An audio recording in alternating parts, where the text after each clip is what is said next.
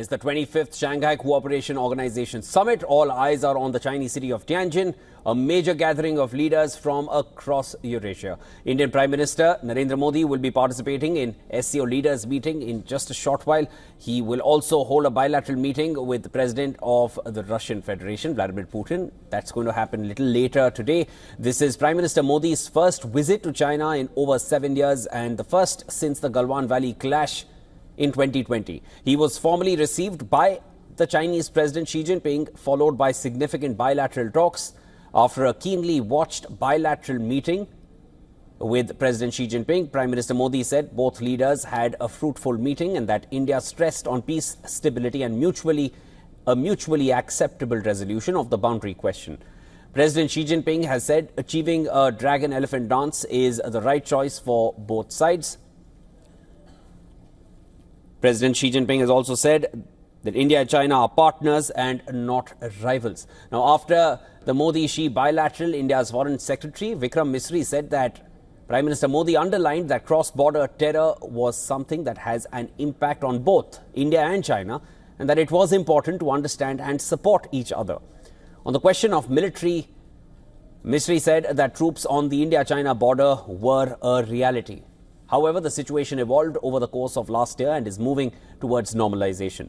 The Chinese newspapers covered the Modi-Xi meeting on the front page, one of the newspapers, that is China Daily, and the headline read, "Partnership vital for Sino-Indian relations."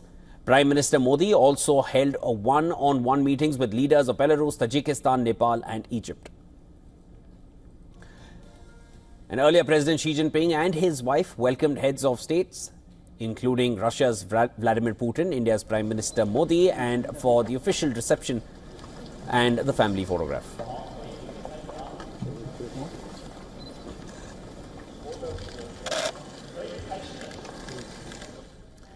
Pakistan's Prime Minister Shehbaz Sharif was seen several spots away from Prime Minister Modi for the SCO family photograph. After the summit, Sharif will leave for Beijing to attend China's Victory Day commemorations on the 3rd of September. Right after his arrival in Tianjin, Russia's President Vladimir Putin was seen accompanying the Chinese President, underscoring the strategic weight of this summit taking place amid tense US-China relations and new American tariffs. Earlier, Xi Jinping held bilateral meetings with Azerbaijani President Ilham Aliyev, Armenian Prime Minister Nikol Pashinyan and Maldivian President Mohammad Muizzu. Iranian President Masoud Pezeshkian, who is currently in Tianjin, is set to meet Russian President Vladimir Putin ahead of the SCO leaders meet. Iranian Supreme Leader Ayatollah Ali Khamenei termed both Iran and China as ancient civilizations, serving as the eastern and western wings of Asia.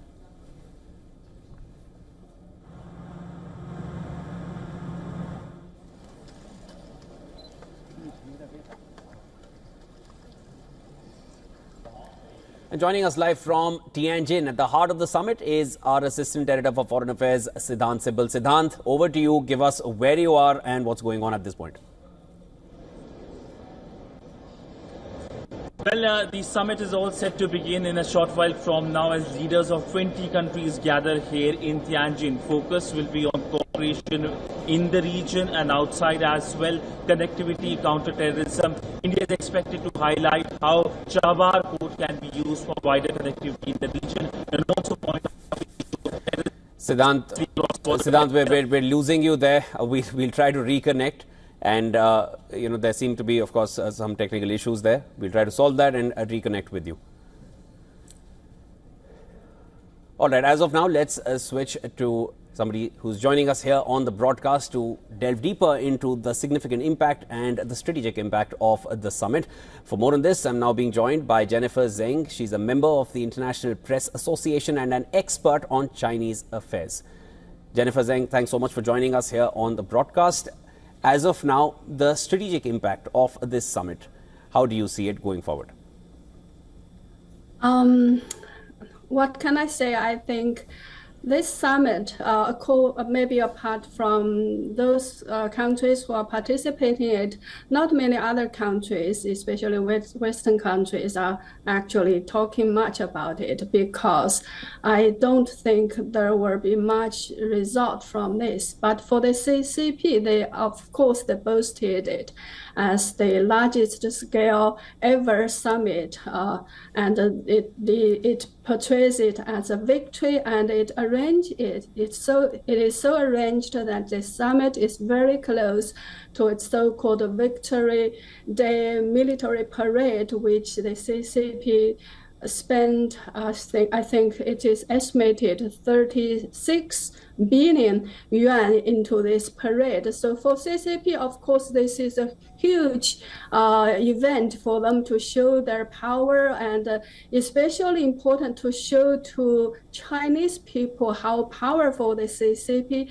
still is. But what kind of actual result will come from this, I think it's yet to be seen. And we also need to understand that we are now in a very fast changing world, and the previous world order, I think, is fast changing, and we should be very clear now, especially with Donald Trump becomes American president, and after he launched this tariff war against, all the countries, the trade order and the international power order or power hub is swiftly, I think, shifting from WTO and the United Nations to America. I think need a new, I can say, still, I think, changing and forming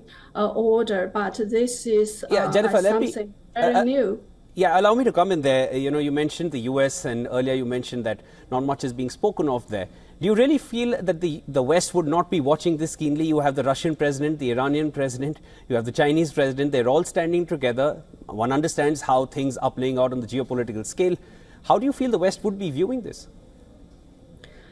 I think, of course, the Western will not be very happy, especially about India and China have been buying oil, a large amount of oil from Russia, and especially China. The CCP has been supporting maybe Russia from many different aspect, and without the support, Russia could not have been able to sustain the Ukraine-Russia war for so long. So for the Western countries, especially America and European countries, I don't think they won't like what they are saying now. But of course, they will watch it very closely. Of course, some pro-China or pro-CCP people are saying this is a big victory for China, and especially this is a failure about the Western sanction against Russia. So of course they will pay attention, but I personally doubt how much real result or outcomes will come forward, except the biggest purpose or achievement is for the CCP's propaganda purpose. Well, I hear your point. Fair enough from your side. But as you mentioned, West may not be talking much about it, but they will be paying attention and perhaps not too happy with the developments which may come out. That was Jennifer Zheng joining us from New York. Thanks so much, Jennifer. Thank you.